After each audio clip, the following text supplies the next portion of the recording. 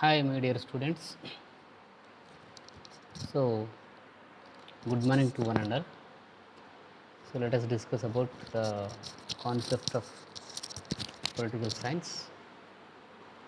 So, in our last class, Zoom class, some of the members are disturbed while class is going. So, that's what once again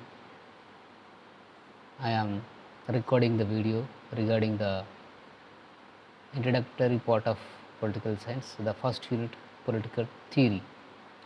So the main intention is to record behind this video is majority of the students are not attending the Zoom classes.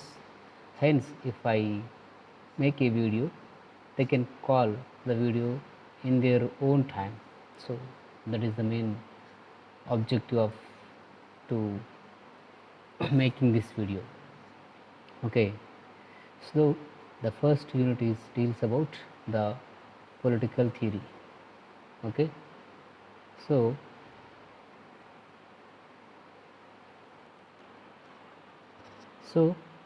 if we go to introductory part, the political science is one of the premier science of all the social sciences. So what I am trying to say is that within the social sciences, the entire sciences are categorized into two types, such as science stream and social science stream. Within the science stream, there are physical science, biological science, and others.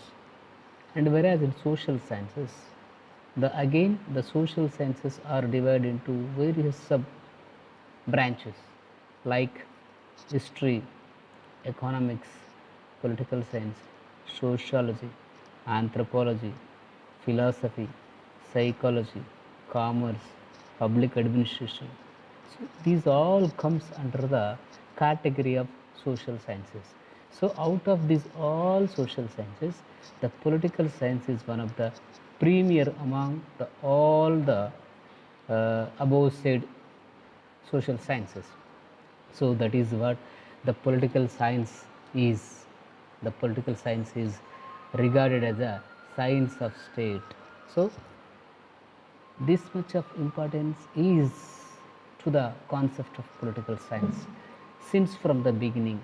Since from the beginning means from ancient period to the contemporary time. So that's what it is regarded or considered as the science of state. Here, what is science? So science is nothing but a systematic study about the state. So the political science indirectly involves a systematic study about the state, which are included in the state is the people and their relations and their groups, their caste, their politics, political issues, their behavioral approach, everything. So it explains clearly in a scientific manner about an individual's and its relation with the state. So ఇక్కడ ఏమంటున్నారంటే రాజనీతి శాస్త్రం అంటే ఒక రాజ్యానికి ఉన్నటువంటి ఒక రాజ్యశాస్త్రం అని చెప్పారు. అంటే రాజ్యంలో ఉన్నటువంటి ప్రజలు, రాజ్యంలో ఉన్నటువంటి పాలకులు, రాజ్యంలో ఉన్నటువంటి నియమ నిబంధనలు, వీటన్నిటి గురించి కూడా ఒక క్రమబద్ధంగా సిస్టమేటిక్గా చెప్పేదే రాజనీతి శాస్త్రం. అందుకనే it is regarded as a science of the states. So అందుకని these concept is not a new concept like sociology. We have studied in our last class that sociology is a emerging subject or new subject, but whereas the political science is one of the oldest subject. It has its own historical background in the Greek city states before the Christ. So before 300 centuries back, the concept of political science is emerged in the Greek city states. What are the Greek city states in those days? There are approximately 150 Greek city states were emerged in the Greek in those days. Among them, some of the famous cities or towns or city states are Athens, Sparta, Milan, Thebes, Macedonia, Greek, like that. So these are the famous city-states which are the emerging places of the concept of political science in Greek. So that's what the term political science is first used by the Greek political philosophers. So in those days, the famous political philosophers of Greek, Socrates, Plato, Aristotle, these are the main exponents of the concept of political science. So Socrates is used or explained the political issues in a dialogic method. His disciple means అతని శిష్యుడు, Socrates యొక్క శిష్యుడు Plato. So Plato was continued his master's ideas about the politics. So then Plato's శిష్యుడు Aristotle. So ఈ విధంగా Socrates నుంచి Plato వరకు 3 తరాల వ్యక్తులు రాజనీతి శాస్త్రాన్ని విస్తృతంగా అభివృద్ధి చేశారు. So the Aristotle is contributed very much with the ideas of his gurus like Plato and Socrates. Socrates is not a guru of Aristotle, but Plato is the guru or master of Aristotle. So Socrates నుంచి Plato కొన్ని ఐడియాలు తీసుకున్నాడు. Plato నుంచి కొన్ని ఐడియాలు, భావాలు, అతని సిద్ధాంతాలు అరిస్టాటిల్ తీసుకున్నాడు.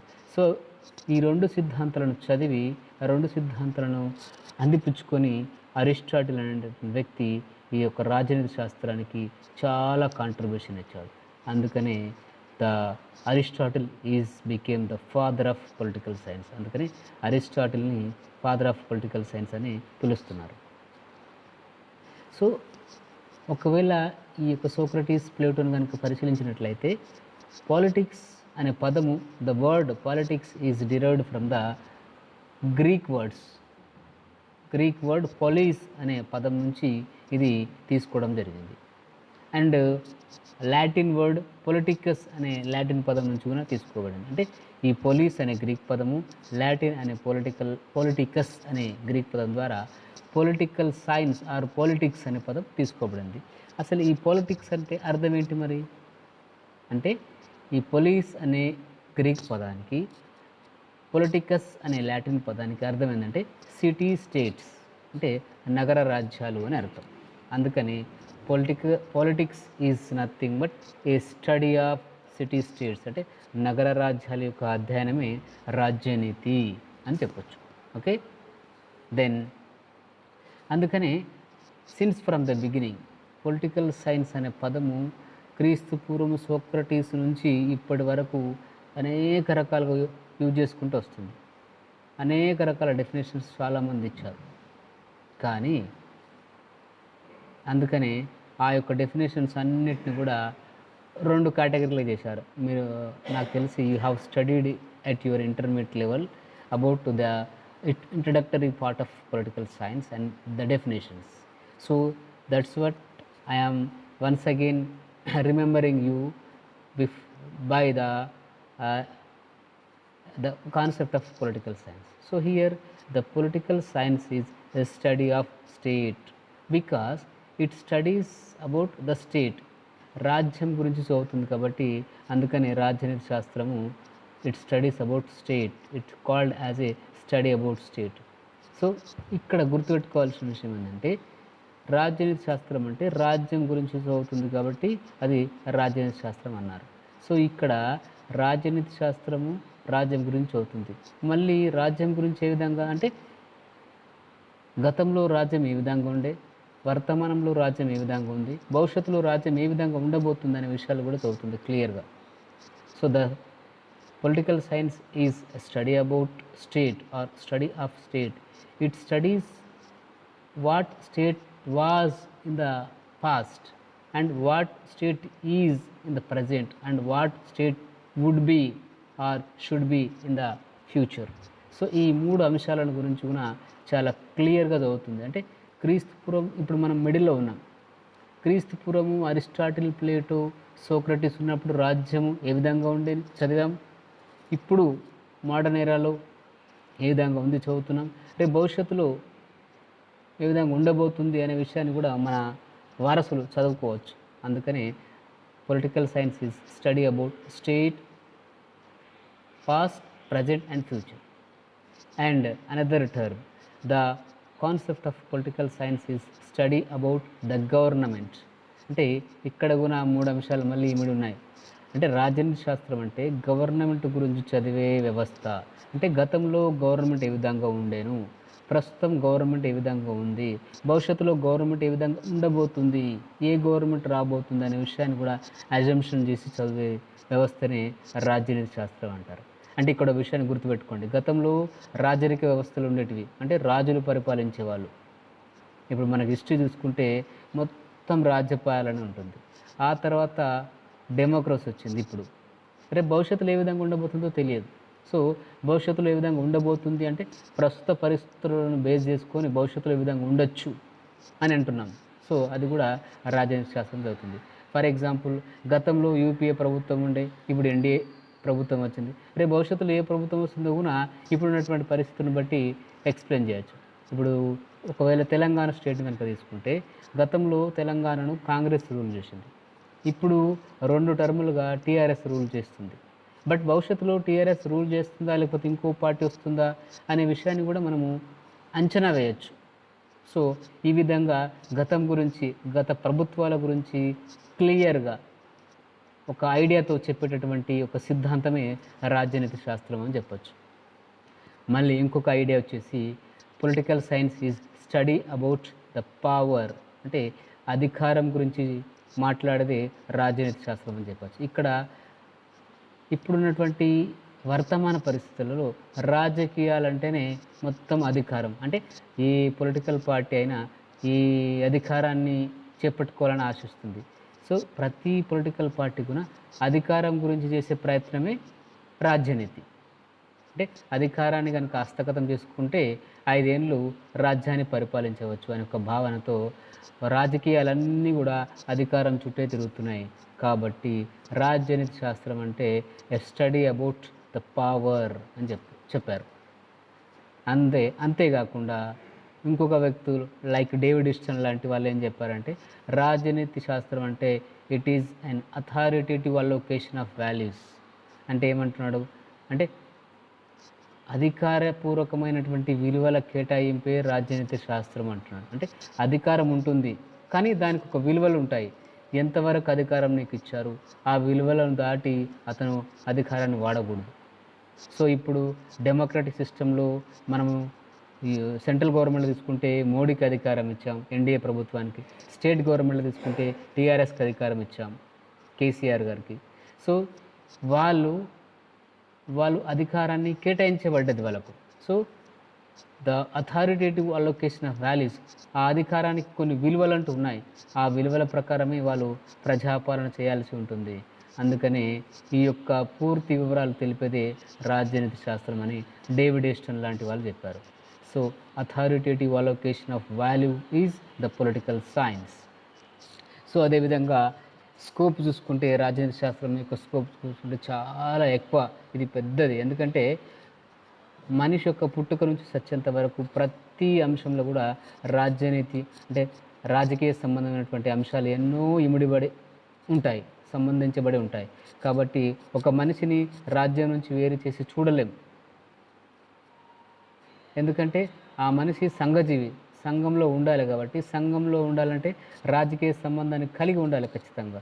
కాబట్టి రాజనీతి అంటేనే మనిషి సంఘజీవి అని చెప్పచ్చు.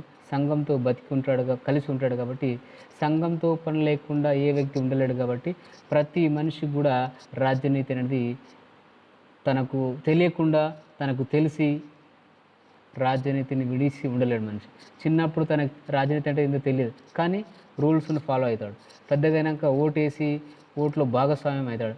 ఎలక్షన్ ప్రాసెస్లో భాగస్వామి అయ్యి రాజకీయంగా తన యొక్క ఉనికిని కొనసాగిస్తుంటాడు. ఈ విధంగా ఒక వ్యక్తి తన ప్రతి క్షణం కూడా రాజనీతితో సంబంధం కలిగే ఉంటాడు.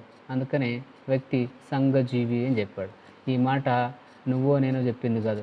స్వయాన రాజనీతి సిద్ధాంతాన్ని లేకపోతే రాజనీతి శాస్త్రం అని పదాన్ని వాడినటువంటి అరిస్టాటిలే క్రీస్తు పూర్వం 300 సంవత్సరాల క్రితమే, అంటే 2300 సంవత్సరాల క్రితమే ఆ యొక్క గొప్ప ఆయన చెప్పాడు.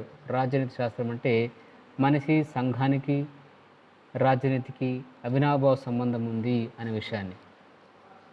తర్వాత ఈ రాజనీతి శాస్త్రము మనిషి హక్కుల గురించి మాట్లాడుతుంది, మనిషి విధుల గురించి మాట్లాడుతుంది, అంతర్జాతీయ సంబంధాల గురించి మాట్లాడుతుంది. అంటే ఒక రాజ్యము ఇతర రాజ్యాలతో ఏ విధంగా సంబంధం కలిగి ఉండాలి అనే విషయాన్ని కూడా మాట్లాడుతుంది.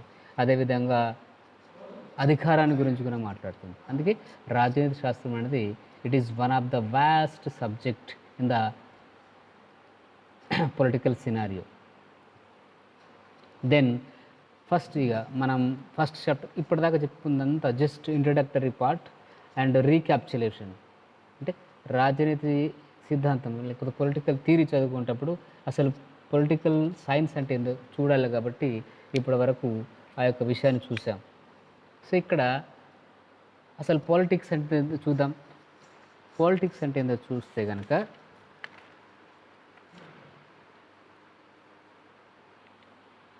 సో పొలిటికల్ థియరీ అంటే ఏందో చూద్దాం. What is political theory? So political theory is nothing but the political theory is related to the government or a public affairs of a country or nation. అంటే పొలిటికల్ థియరీ అనేది గవర్నమెంట్కి సంబంధించినటువంటిది, public అఫేర్లకు సంబంధించి అంటే public సంబంధాలకు సంబంధించినటువంటిది, ఒక దేశం యొక్క రాజకీయ వ్యవస్థ యొక్క ప్రజా రిలేషన్సే పొలిటికల్ థియరీ అని చెప్పొచ్చు.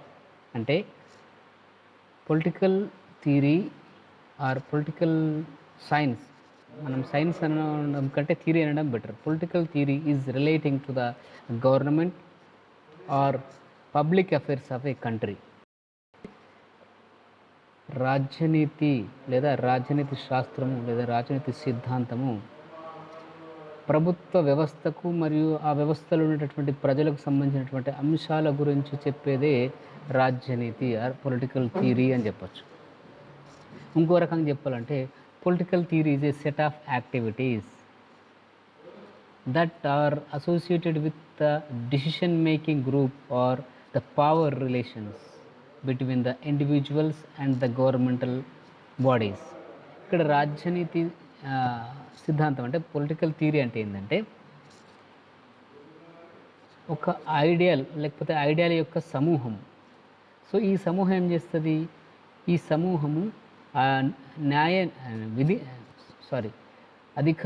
న్యాయ నిర్ణేతలకు సంబంధించినటువంటి ఒక అంశము. ఈ అంశము అధికార సంబంధమైనటువంటి అంశాలతో ముడిపడి ఉంటుంది. ఈ అధికార సంబంధమైనటువంటి అంశాలతో ముడిపడి ఉన్నటువంటి సందర్భంలో అది ఆ యొక్క అధికారపూర్వకమైనటువంటి నిర్ణయాలతో సమ్మిళితమై ఉంటుంది. ఫర్ ఎగ్జాంపుల్ ఇప్పుడు అధికారం నిర్ణయించేది ఎవరు? Council of ministers. ఆ కౌన్సిల్ ఆఫ్ మినిస్టర్స్ అధికారం చట్టాలు చేస్తే ఆ చట్టాలు చేసినటువంటి అధికారాన్ని బ్యూరోక్రసీలు అంటే ప్రభుత్వ అధికారులు ఇంప్లిమెంట్ చేస్తుంటారు.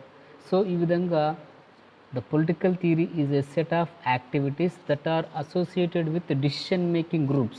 Who are decision making groups? ఇక్కడ నిర్ణయాలు తీసుకునే ఒక సమూహం ఎవరు? ద రిప్రజెంటేటివ్స్ అంటే ప్రభుత్వంలో ఉన్నటువంటి బాడీలు, ప్రజాప్రతినిధులు అని చెప్పొచ్చు ఒక మాటలు చెప్పాలంటే. So the political theory is nothing but it is a set of activities that are associated with the decision making groups or power relations between the individuals and the government. అంటే ప్రభుత్వంతో సంబంధాలు ఏర్పరచుకొని ప్రభుత్వానికి ప్రజలకు మధ్య వారధిగా ఉండే ఒక వ్యవస్థనే పొలిటికల్ థియరీ అని చెప్పచ్చు. అంటే ఆ వ్యవస్థ యొక్క అనాలసిస్ ఏ విధంగా ఉంటుంది, ఏ విధంగా ఉండాలి, ఏ విధంగా ఉండబోతుంది అనే విషయం చెప్పే ఒక శాస్త్రీయబద్ధమైనటువంటి ఐడియానే పొలిటికల్ థియరీగా చెప్పచ్చు. Okay, this is about political theory. So then first of all what is political? Political అంటే ఏంది? So it means affairs or affairs of the cities. Political theory is the affairs of cities. It is the set of activities that are associated with the decision-making groups or other form of power relations between individuals and the government representatives or bureaucrats. So this is called political. Then what is theory? Theory అంటే ఒక సిద్ధాంతం. So according to Merriam Webster dictionary, theory is a believable or scientifically accepted general principle or a body of principle. Theory అనేది ఒక శాస్త్రీయబద్ధమైనటువంటి ఆలోచనను అందరూ ఆమోదించే విధంగా ఉండాలి, అది థియరీ అంటారు. సో ఆ విధంగా అందరూ ఆమోదించే విధంగా ఉన్నటువంటి ఒక ఐడియాని థియరీ అని చెప్పచ్చు. So theory is an idea or set of ideas that plan to explain facts or events that are presented as possible or true or proven to be true. అంటే రాజ్యంలో కొన్ని భావాల యొక్క సమ్మేళనము, ఆ భావాలు ఏ విధంగా ఉండాలంటే ఇది సత్యము అని ప్రూవ్ చేసే విధంగా ఉండాలి, ప్రూవ్ చేసే విధంగా ఆర్ ప్రూవ్ చేసేదిగా ఉండాలి. అవే దాన్నే పొలిటికల్ థియరీ అంటారు. అంటే ఒక మనిషి తాను చెప్పదలుచుకున్నటువంటి అభిప్రాయాన్ని చెబుతూ అది ఎంతవరకు ఈ యొక్క అంశాలను పూర్తిగా ప్రభుత్వ వ్యవస్థను గురించి చెప్తుందో దాన్ని థియరీ అని చెప్పచ్చు. సో పొలిటికల్ థియరీ అంటే ఏం చూసుకుంటే, political theory is one of the main branch of political science. ఇందాక చెప్పుకున్నట్టు మనము పొలిటికల్ సైన్స్లో అనేక సబ్ బ్రాంచ్లు ఉన్నాయి మళ్ళీ. సో ఎలా అంటే పొలిటికల్ సైన్స్ అనేది మనం 10th క్లాస్ వరకు సోషల్లో చదువుతాం. సోషల్లో history, economics, geography and civics, ఇట్లా అన్ని సోషల్ సైన్స్ చదువుతాం. ఇంటర్మీడియట్కి వచ్చేసరికి సివిక్స్ అంటాం. సివిక్స్ తర్వాత డిగ్రీకి వచ్చేసరికి political science. With in political సైన్స్లో మనకు అనేక బ్రాంచెస్ ఉన్నాయి. Like comparative politics, international relations, political thought, so public policy. So ఈ విధంగా విత్ ఇన్ పొలిటికల్ సైన్స్లోనే అనేక బ్రాంచ్లు ఏర్పడతాయి. సో ఆ అనేక బ్రాంచ్లలో political theory is also one of the branch of political science. So the political science ఏం చేస్తుంది? The political science employs intellectual efforts to attain systematic knowledge about the goals and methods of politics. అంటే ఈ యొక్క రాజనీతి యొక్క ఉద్దేశం ఏంది, దీని యొక్క లక్ష్యాలు ఏంటివి అనే విషయాన్ని ఈ యొక్క మేధావులు అనేటటువంటి ఫిలాసఫర్ల చేత ఒక సిస్టమాటిక్గా స్టడీ చేయబడుతుంది. అదే political theory. So it always tries to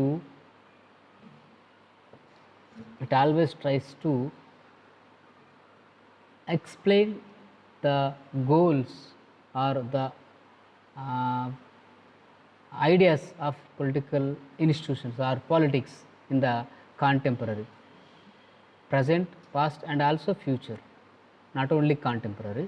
So it explains each and everything about the political issues or political goals or political ideas in a systematic or scientific way. That is called political theory. So here another explanation about the political theory is, it is the explanatory principle about the classes of political phenomena. So if you take a society, it has its own historical background. It has various classes, various groups, various institutions. These all explained by an experts or political philosophers in a systematic manner is called a political theory. So that's what it is considered as a systematic knowledge of political phenomena.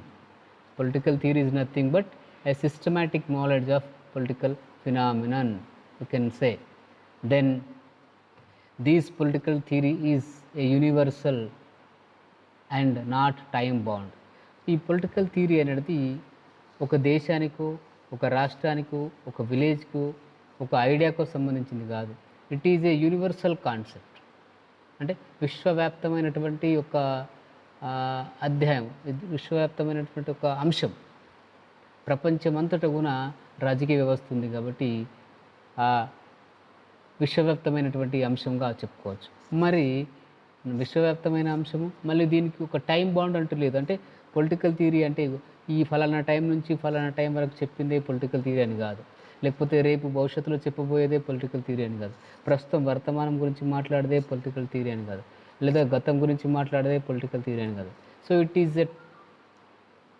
Is not a bond issue.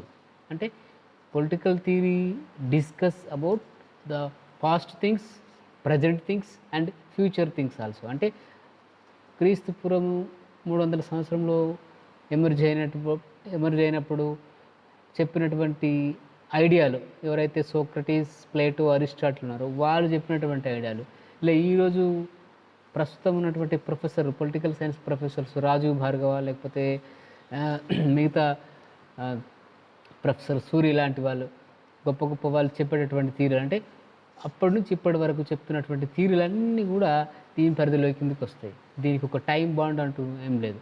That is what political theory is a universal concept and it is not a time bound concept. దీనికి ఒక ప్రత్యేకమైనటువంటి time అంటూ లేదు. So అందుకనే it is ever green subject అని చెప్పచ్చు. అంటే నిరంతరం ఉంటుంది. అంటే రాజ్యం ఎప్పటిదాకా ఉంటుందో అప్పటిదాకా రాజనీతి ఉంటుంది, ఆ రాజనీతిలో పొలిటికల్ థియరీ ఉంటుంది. So the theory attains autonomy from the ideology, time and space. So ఈ థియరీ ఏ విధంగా ఉంటుందంటే తన ఐడెంటిటీ, అస్తిత్వాన్ని ఇది పెంపొందించుకుంటుంది. అంటే సందర్భాన్ని బట్టి, దేశాన్ని బట్టి, ఆ రాజకీయ పరిస్థితులను బట్టి దాని యొక్క అస్తిత్వాన్ని ఇది పెంపొందించుకుంటుంది. సో ఇప్పుడు అమెరికాలో ఉన్నటువంటి politics are different from Indian politics. So ఇండియాలో, విత్ ఇన్ ఇండియాలో north east politics are different from south Indian politics. So that is what the political theory attains the autonomy from its ideology, time and region, place. So that's what the political theory is deals about the fundamental and perennial ideas. అంటే ఇక్కడ political theory fundamental ideas చెప్తుంది and perennial ఐడియాలు చెప్తుంది. అంటే ప్రస్తుతం వర్తమాన contemporary issues కూడా చెప్తుంది. అందుకనే it is called a time, not a time bound phenomenon. అంటే దీనికంటూ ఒక ప్రత్యేకమైనటువంటి టైం అంటూ లేదు కాబట్టి it is a time bound phenomenon అని చెప్పచ్చు. So then the political theory is a set of idea or observation that intended to explain the political, social, economical events of the state. ఈ యొక్క political theory ఏదైతే ఉందో అది రాజ్యానికి సంబంధించినటువంటి ఒక ప్రత్యేకమైనటువంటి అబ్జర్వేషన్. అంటే రాజనీతి ఏ విధంగా ఉంది, ఆ రాజనీతిలో రాజకీయ అంశాలు ఏ విధంగా ఉన్నాయి, సామాజిక అంశాలు ఉన్నాయి ఏ విధంగా ఉన్నాయి, ఆర్థిక అంశాలు ఏ విధంగా ఉన్నాయి అనే విషయాన్ని ఒక శాస్త్రీయబద్ధంగా, క్రమబద్ధంగా చెప్పేటటువంటి ఈవెంట్, సంఘటనల యొక్క సమూహారమే ఈ రాజ్యనీతి శాస్త్రము, లేకపోతే పొలిటికల్ థియరీ అని చెప్పొచ్చు. So this is about the political theory. ఇప్పటి వరకు నాకు తెలిసి చాలా క్లాసు. నెక్స్ట్ క్లాస్లో అసలు డెఫినేషన్స్ చెప్పుకుందాం. పొలిటికల్ థియరీ అంటే ఏంది, డెఫినేషన్స్ చెప్పుకుందాం. అండ్ ఇంకా ఈ చాప్టర్లో మనం మాట్లాడుకోవాల్సిన విషయాలు ఏంటంటే definitions of political theory, scope of political theory and importance of political theory. ఈ 3 అంశాలు చెప్పుకుంటే ఫస్ట్ చాప్టర్ మనకు ఆల్మోస్ట్ కంప్లీట్ అయిపోతుంది. అండ్ ఇంకో విషయం కూడా వీలైతే డిస్కస్ చేసుకుందాం. ఈ పొలిటికల్ థియరీ అనే భావన ఎక్కడ పుట్టింది, ఆరిజిన్ ఏ విధంగా అభివృద్ధి చెందింది, అభివృద్ధి చెందిన తర్వాత ఏ విధంగా భాగాలుగా ఏర్పడింది, like ancient, medieval and modern and contemporary. ఈ విధంగా ఈ అంశాలు, ఈ 4 అంశాలు కూడా మనం ఫస్ట్ చాప్టర్లో మాట్లాడుకోవాల్సిన అవసరం ఉంది. ఖచ్చితంగా మాట్లాడుకుందాం. సో ఇప్పటివరకు ఇది ఎనఫ్. సో అందరూ ఒక్కసారి చూడండి, వీలైతే నోట్స్ రాసుకోండి. So take care, bye. ఇంకేమైనా ఉంటే ఫోన్లో, గ్రూప్లో కానీ పర్సనల్గా కానీ చాట్ చేయండి. Okay, bye, take care.